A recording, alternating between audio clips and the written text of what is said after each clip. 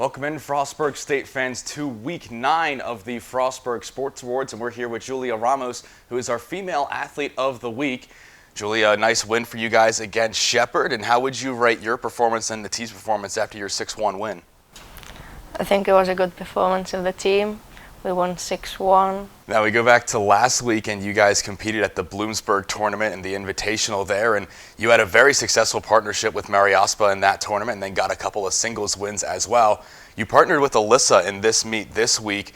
What was, any of the differences or changes between changing those partnerships and how you guys handled it with coming away with a pretty impressive win? Well, I've been partnering with Mariaspa during the whole season. The last match was with Alisa, how you said. With Mariaspa, it was pretty difficult trying to understand each other, but it's always worked out fine. We got some good wins in. And with Alisa, it was a pretty good match. We understood each other pretty well, and it was good. Did that Bloomsburg Invitational give you a lot of confidence coming into this week, where you guys picked up a lot of really good results? As we mentioned, Alyssa went undefeated in her singles matches during that weekend. You went undefeated in the doubles. Did that just give you guys the confidence going into match week? Yeah, especially when we were playing against D1 players. We got some good wins in, and that made us bring our motivation up for the next week. Now you've come in as a freshman as the number 3 in our singles lineup, with Alyssa being at 1, Lorena's at 2. How does that help you with knowing that you don't necessarily have to go up against the top competition from the other teams, but you still got to bring your A game every single week? I like challenging matches more than just easy wins, so being a 3 singles has been challenging, and it has been good. Looking ahead into the spring season, you guys now have had back-to-back wins, first against Kutztown and now against Shepherd when you're rounding out the fall. How much preparation and work is going to go into the spring, where you're going to face a lot of tough competition in the conference and some more matches that will be a little bit more difficult and more close together than the spread out nature of the fall? So yeah, we'll be working like we've been doing, working hard to improve every day and just give our best in every game we play next season. Well, we want to thank you for coming on today. Congratulations on your performance and the team win, and hopefully we'll see you guys again in the spring and hope for some more positive results. Thank you. All right, well, next up we will have head tennis coach Jeff Splinter after both of his teams picked up victories on Wednesday. Back on Week 9 of the Sports Awards with Jeff Splinter, and his tennis teams picked up another pair of wins on Wednesday, the men getting their first win of the season, the women picking up their second. Coach, a pretty impressive week for you guys, and the men finally getting off the blocks with the win. Yeah, it meant a lot, I think, finishing the year strong for the men and the women. The Shepherd was a good win last year for the men. The women lost 4-3, so it felt really great. We had a lot of drama going into the match because it was supposed to snow here Wednesday, so we ended up making a trip to Shepherd instead of coming here and playing, which turned out to be a great decision. It was still a little cold and windy, but glad we were able to get the match in, and everyone was able to play well. So the men kind of flipped, scripts kind of flipped from last year, where Shepherd got a lot better on both sides from last year, and I'd like to think so did we. And our women's team came out with fire in their eyes. They were focused the entire time. Kind of not liking the fact that we had to play out in some cold weather, but they didn't make any excuses, and they got out there and ran through some doubles with a 6-0 and a 6-1 victory, and got into singles and kind of clinched right away. So really impressive from the women to get out there, and any match you lose the year before, to come out the next year and have a 6-1 win is huge, and shows a lot about the growth of the program, shows a lot about how hard all these girls work from day to day, and just really proud of their efforts, and proud of the fall season that they had. And then the guys were in a fight the entire match, and we kind of knew that. We really thought as the coaches that we were going to need that doubles point to win the match, and having 3 doubles close out with a win there was awesome. But yeah, 1 and 2 doubles, we were expecting a little bit more. One of our guys couldn't travel because of class, so we were really missing one of our starters, and the entire roster stepped up, and were able to put forth a good result.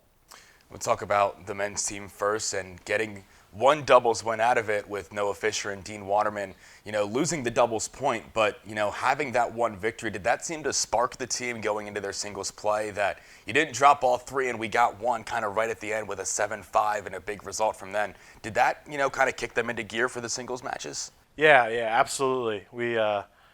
Everyone was on the court next to them cheering them on and really getting fired up.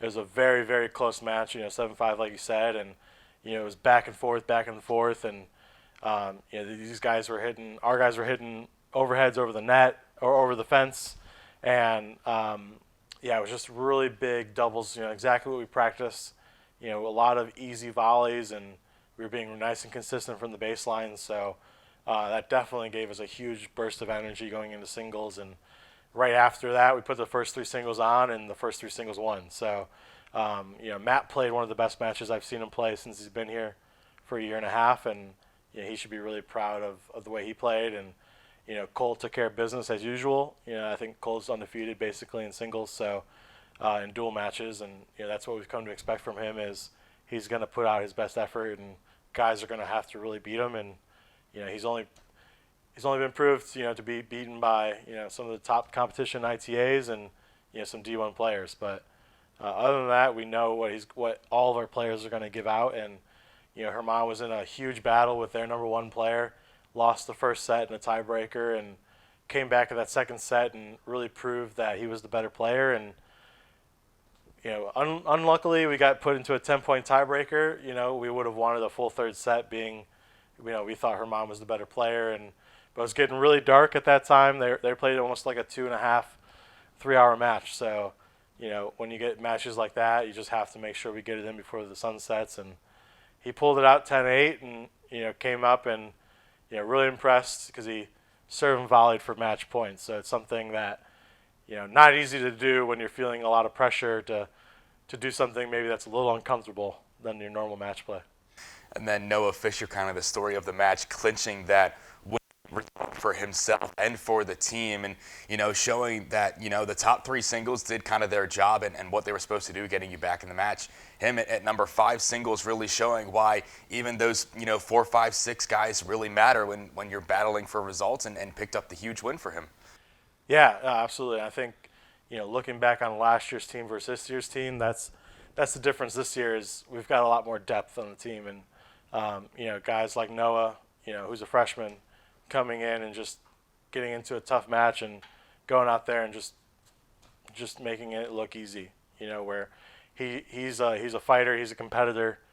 Every point he's going to give 100% of his effort, and exactly what you're going to get out of him.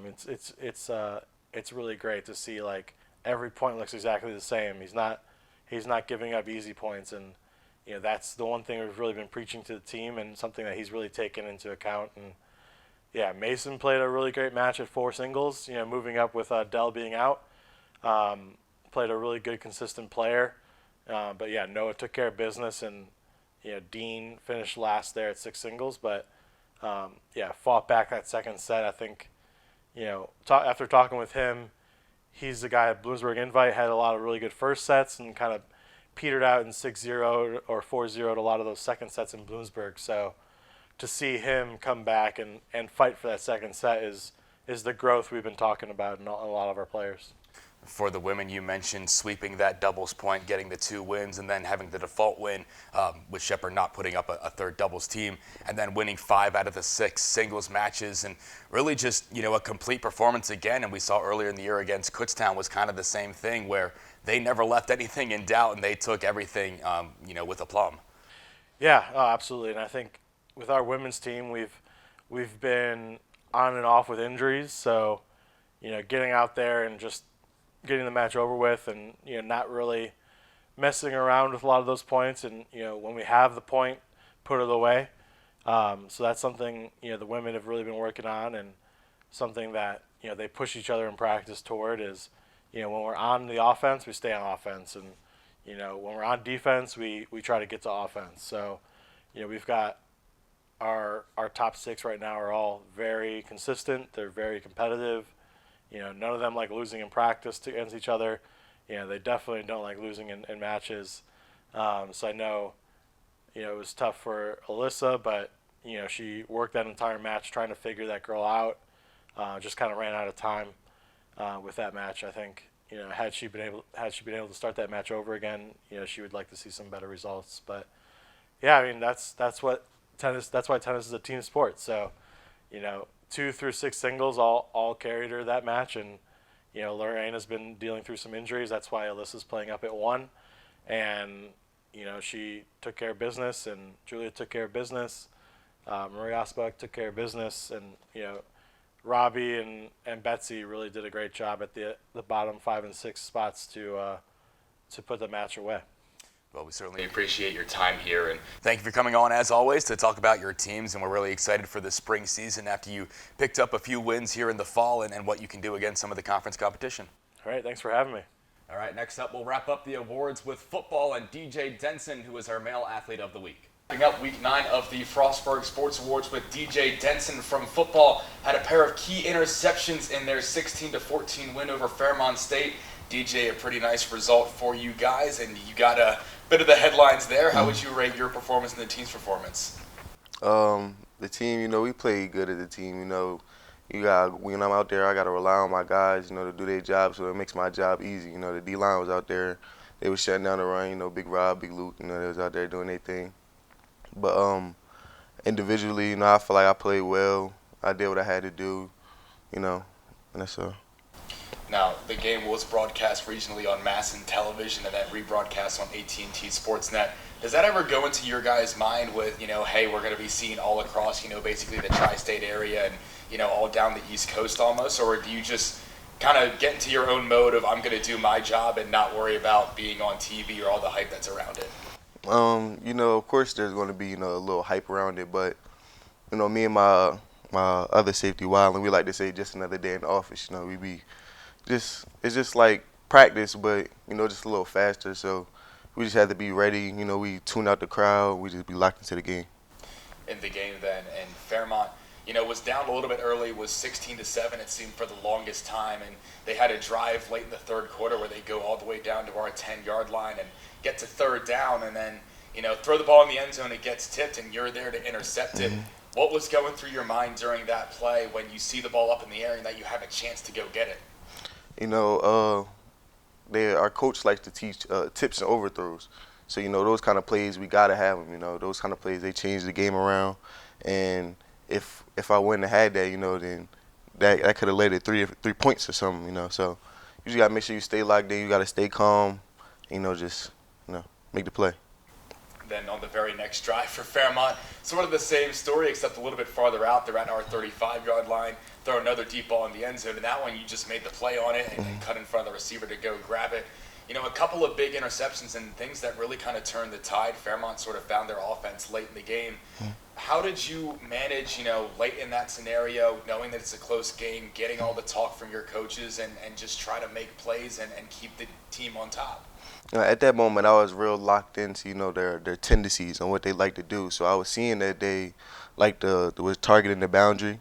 So I'm thinking, in that play, I was thinking I got to lean a little bit more to the boundary. So if they do throw that fade ball, I can be there to help my teammate out.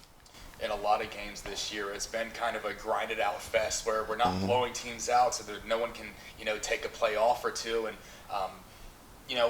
in the defense's mentality, the offense sometimes has sputtered, and it's kind of on your shoulders to hold the other teams scoreless. And, does that play into a factor, when you guys are in the games, knowing that every time you got to go out there, it's kind of meaningful when you're on defense trying to stop the other team? Yeah, well, every time we go out there, our goal is to give our offense another chance to, get down the field and get some points on the board. So when we're out there, we're focused on, getting a 3 and out, or getting a turnover, or even putting points on the board on the defensive side, because that'll help. That'll benefit us in the long run. Going into the final 3 games here of the year, you guys have the winning record at 5-3.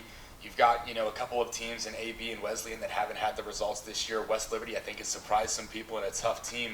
As you go game by game for the rest of the year, what's the motivation and how do you guys keep competing, trying to get your best results out on the field? Coach Wag, he likes to say, win the week. We only can win that week, so we have to be focused on the team we play that week. You can't think like, oh, we got West Lib at the end of the week. We got to think like we got AB this week. So what can we do this week to prepare and win this game? Well, we really appreciate your time here. Thanks for coming in. We know that you've got practices and games all the time now with classes in between, but really appreciate your time. Thank you for coming on today. Appreciate it. Congratulations on your week. Thank you. All right, well, that does it for this week. Next week, we will be back with another pair of athletes and a new coach.